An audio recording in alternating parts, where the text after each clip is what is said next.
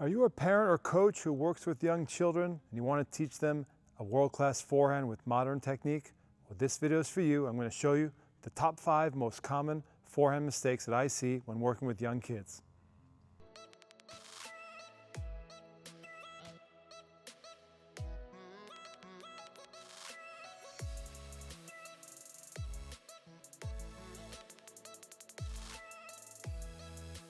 Hi, it's Chris Lewitt, top American junior coach and coach to many #1 juniors in the United States. I work with young kids every day and I pride myself on building world-class modern biomechanics with all my young players. I see many commonalities in terms of mistakes over and over again, players who come through my door. So I thought I'd share those with you guys. So number 5 on top 5 most common forehand mistakes that I see when working with young kids is a focus and obsession on the follow-through. So you see many young children, especially in the red, orange, green system, they're taught very, in my opinion, traditional strokes, strokes that you'd see in the 1970s and 1980s. And so I'm a big believer in teaching modern, world-class technique to young children. I believe that's the future and that's the way the forehand should be taught. And so this type of stroke mechanic is anachronistic. It's out of place in our modern times. And what you see is all across the world, especially in the United States, we see kids being taught to follow through like this. And there's an obsession with this follow through to the shoulder. It's part of our teaching nomenclature. And it's part of the parlance that we use all the time as coaches. And I just think it's a mistake and it's outdated. So the number 5, the most important thing that I would like to change, if I could snap my fingers and change coaching, is this idea of follow through to the shoulder. Everyone's obsessed with following through to the shoulder or catching the racket at the shoulder. The catch is also an anachronistic idea. The players nowadays swing so fast, they very rarely catch the racket, usually when they're accelerating. And then with the speed of their acceleration causes the racket to pass by the hand. So I would say those things are sort of like in the same family. The idea of following through the shoulder, catching up here at the shoulder, catching in front. And usually that's like drilled into kids over and over, lesson after lesson when they're little. Follow through to the shoulder, follow through, swing low to high, follow through to the shoulder. And I just think it's kind of old school, and we should be focusing on what a modern swing path really looks like. If you're curious what a modern swing path really looks like, it looks more like a figure 8. So it goes up and down and up and around again, up, down, up and around again. We talk about this a lot on my channel, and I believe we have a few videos I can link for you guys that talks about that figure 8 forehand, and we're making more videos like that as well. But basically up and around, up, down, around, through, and with a finish that's relaxed and lower. So I call it the inverted finish, and I'm a big believer that that's the way it should be taught to young children and big kids and adults alike.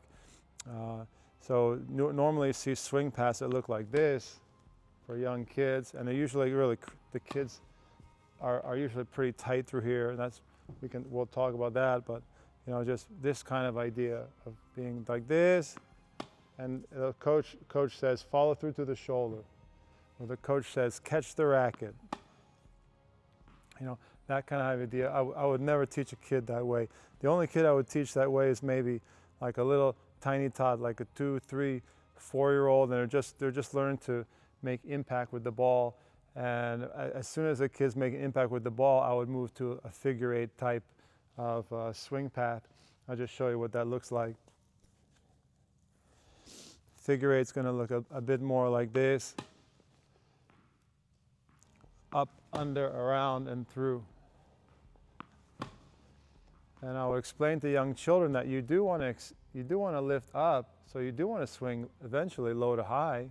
You want to get that low to high, but then you're going to bring your arm around and finish down low again. So it's high, low, with the racket inverted. Inverted means the tip of the racket is below the hand at the finish.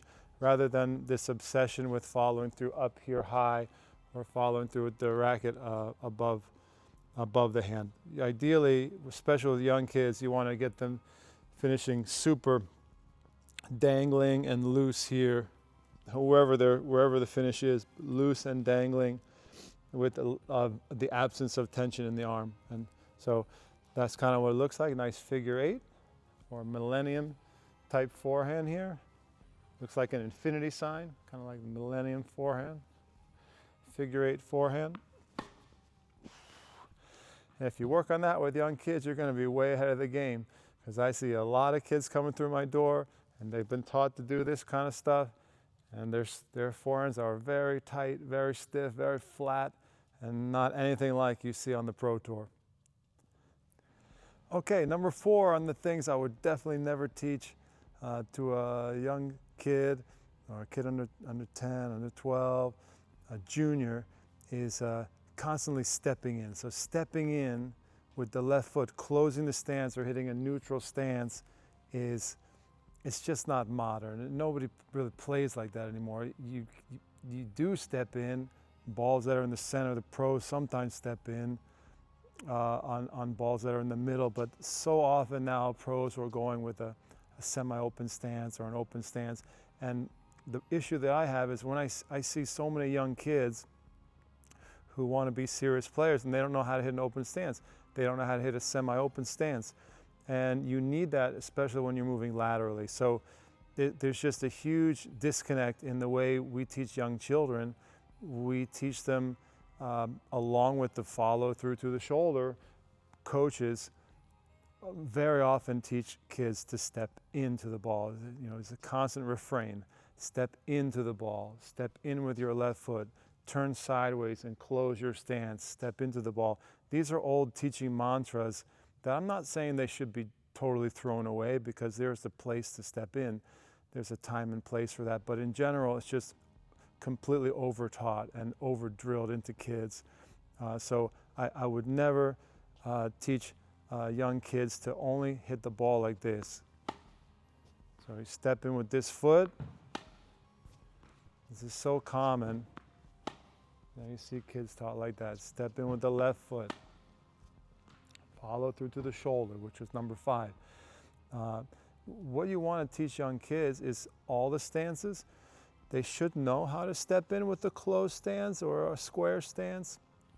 And they should know how to do a semi-open stance, and they should know how to do open stance. With a lot of young kids, what I recommend is you actually combine an open stance with semi-open and just teach them sort of, it's typically semi-open, but I just call it an open stance with the young kids. Because for young kids, they don't need to know like 15 different stances. They just need to know, like, okay, if I have a fastball, if I'm moving to the side, I'm going to use this semi-open. I would just call it an open stance. Technically, it's more semi-open. I don't really teach too much open. That's more of like emergency stance. So I will correct that if the kid's very open. Open would be like if my feet are in the same line here. So the right foot staggered back a little bit in the semi-open. But so many times I have kids hitting 99% of the shots like this with the left foot.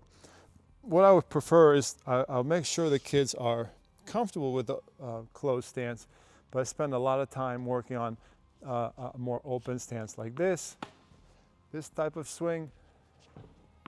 If you can just look at my stance.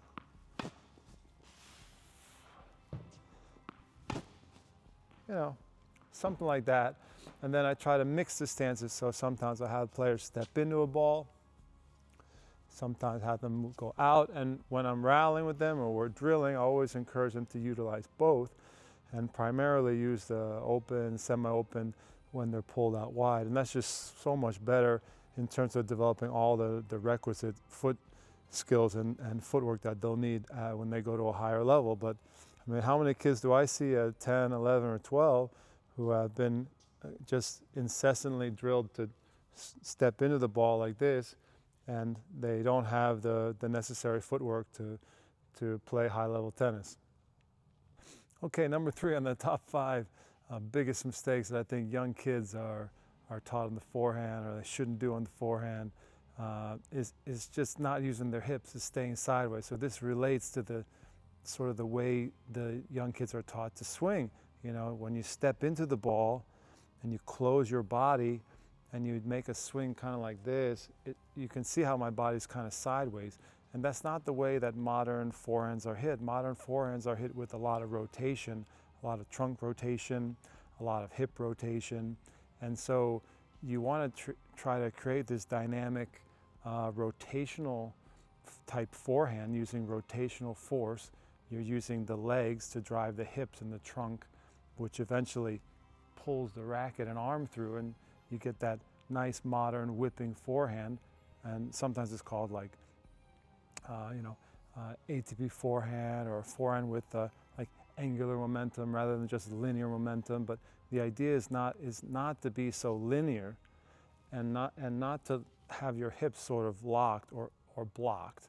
And I just see so many kids, and in red, orange, green, for example, the red, orange, green is a system of teaching young children that's very prominent now in the world, not just in the United States, but all over the world.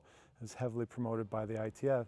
And I just think the curriculum is really off in terms of like the skill sets that are being taught to young children. This is, you know, what I love. I love to teach young kids, but I like to teach young kids modern techniques. So you see the hips are typically, if you just look at my hips here, there's not much going on here.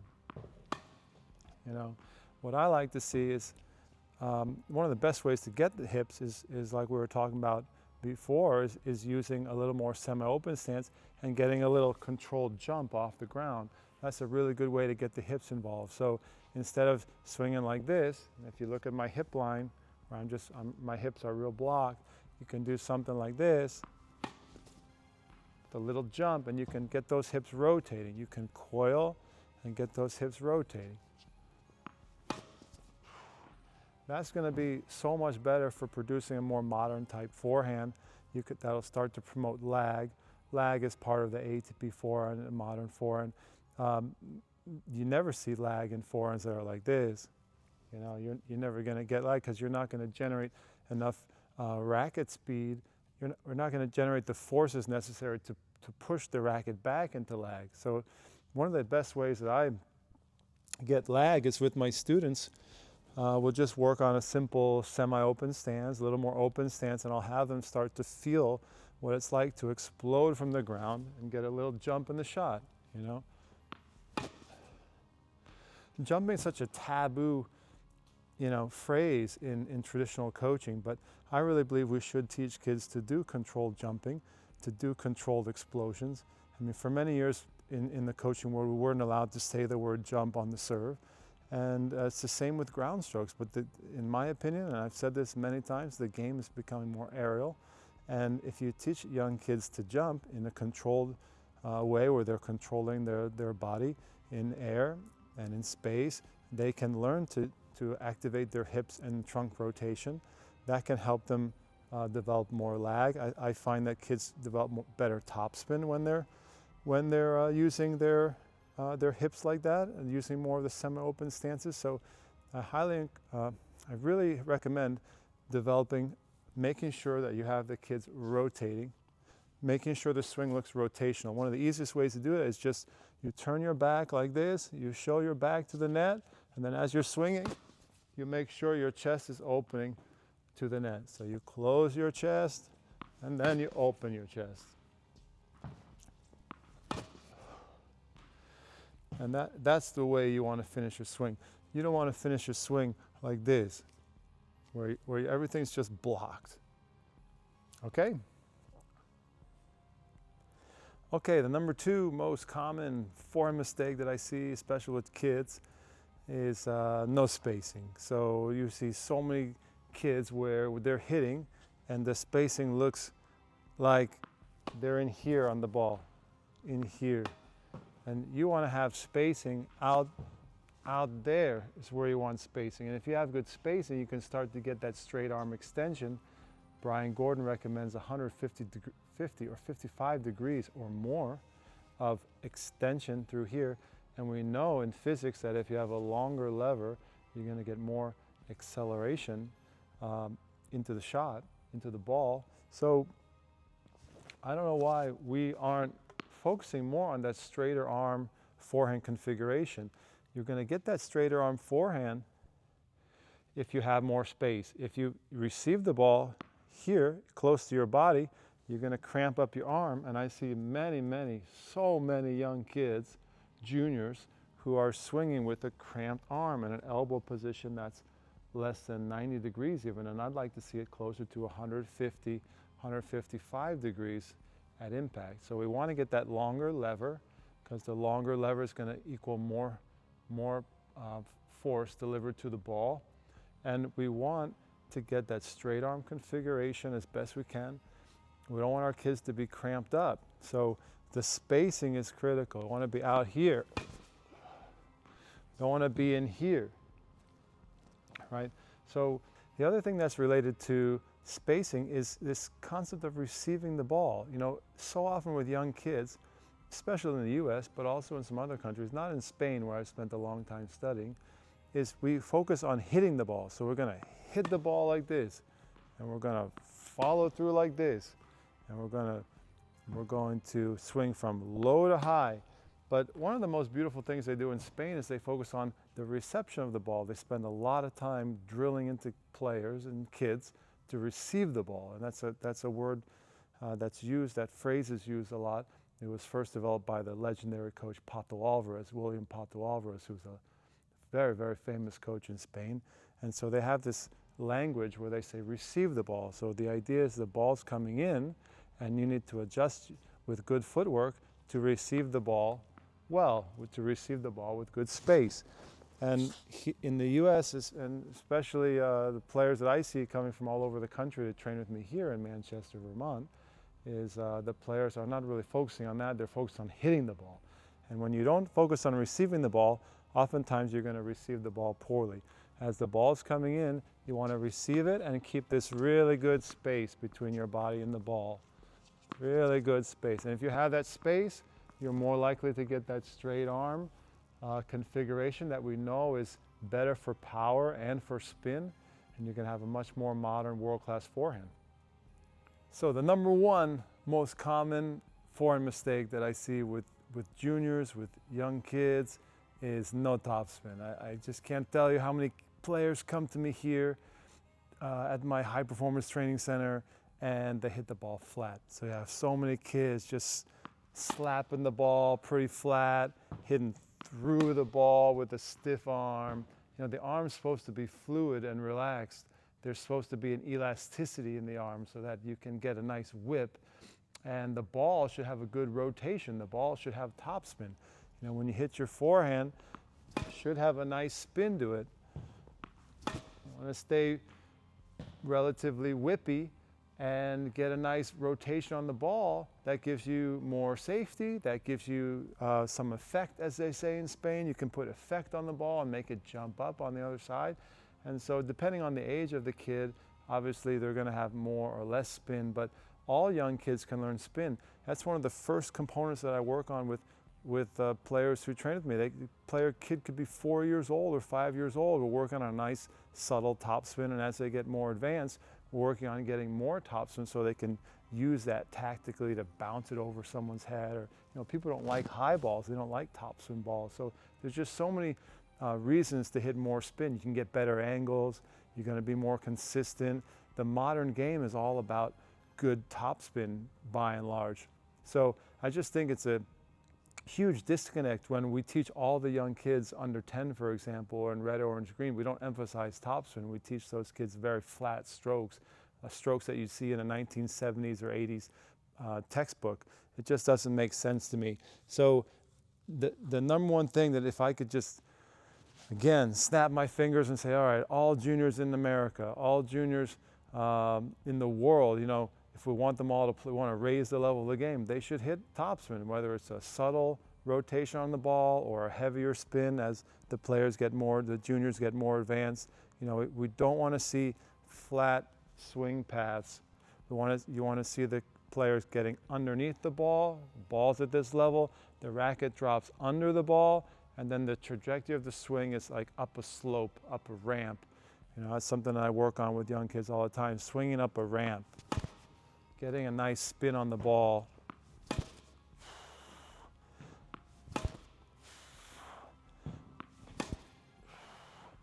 We want to get swings that equate something like that rather than like this kind of stiff, flat nonsense that so many kids are seeing.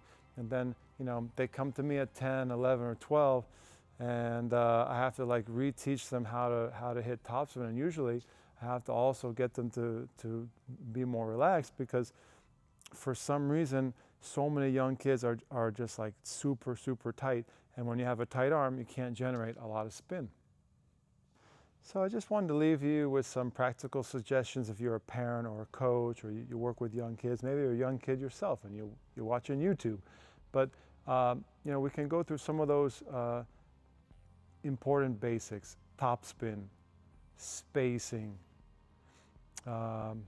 making sure that your arm's relaxed and elastic, making sure that you work on not this old school traditional finish here, tight up finish, but you work on your figure eight and getting a lower relaxed finish. These types of important things, making sure you're not cramped, making sure you have good spacing and you're receiving the ball. So I think these elements you can work on with your kids or with your students, and you want to try not to focus on the old playbook and the things we've been saying for so many years to kids that are outdated, where you don't see professional players swinging like that anymore. The closed stances, mix up the stances.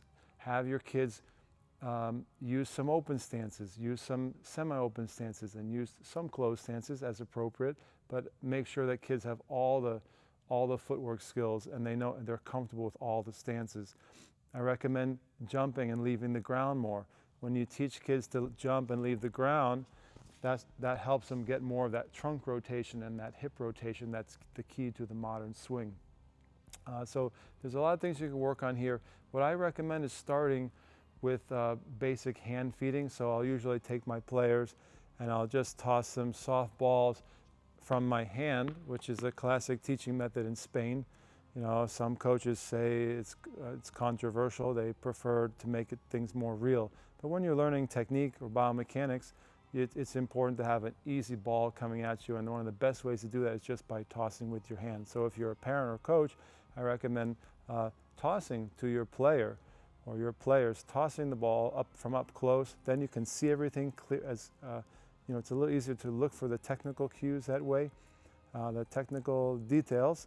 And that way your player has a nice, easy ball coming in that they can work on whatever area of the stroke you want to work on the forehand side, whether that's the footwork or the swing path, or the follow-throughs, things like that. When you see that a player has a pretty good grasp of the mechanical element that you want with the hand feeding, then I would do some soft rallying. And this is a key progression that I write about in my new book that's coming out, Winning Pretty. It's a technique book. I think it'll be one of the best technique and biomechanics books ever written. It's got a very comprehensive, research-based technical approach in there. And so the next step would be to just softly rally with the player from up close to the net, maybe from 3/4 court, and just take the progression from there to the full court slowly, where you play very, very softly. Don't hit hard to the kid. Work on a very slow-paced rally where the player can execute the right technique. And if the player ever loses the technique, it's best to go back to the hand feeding again. So hand feeding is kind of where it starts. If you're on your own and you're just working on these kind of elements, you could toss it to yourself, so you can have your child or your junior do that. If the player is just here and you don't have access to a ball machine, ball machine's also excellent. There's a lot of ball machines. I would set the ball machine on a very soft speed, tossing the ball softly. There's a little ball machine that we use here at the club called the tennis twist, and it just pops the ball out, kind of very similar to a hand feed. Highly recommend that for children. If you have a regular ball machine, just don't set it too high. Set the loft of the trajectory of the ball high. So have it go on a slow speed but high trajectory, and just loft it in there so the player can practice whatever mechanical element that you're working on at a very slow speed coming in. And then you can also use video. I highly recommend using video. I talked about that in my book, Winning Pretty. Use video to check that you have all of the elements that you need. Maybe if you don't have a well-trained eye, the video can help you determine whether you're making progress with the checkpoints or not. And at the end of the day, you want to make sure that when you have the technique that you want, and it's looking pretty good in hand feeding, it's looking pretty good in easy hitting, then you step up the pace, have the kid maybe play some points or another type of pressure situation. Competition is very good, a tournament is good, and then see if the technique is holding up in the tournament. You'd like to see that modern forehand with the checkpoints that I mentioned in the tournament. If you're not getting the technique in the tournament, if the technique's breaking down or reverting back to the old technique, you're going to have to do more repetition on the practice court. So the final stage is in the tournament, in the competition, under pressure. Is the stroke holding up or not? And that's when you know if you built a beautiful modern forehand for your kid. Guys, I hope you enjoyed this video on teaching the modern forehand to young kids and what the top 5 mistakes are that I commonly see on my teaching court. And if you like this video, check out another video that I have on the forehand right here. And if you want to train with me, if you have a young superstar and you want to learn world-class, cutting-edge technique, you can come train with me here in Manchester, Vermont. I have players from all over the world coming to train with me at my club here. Join me.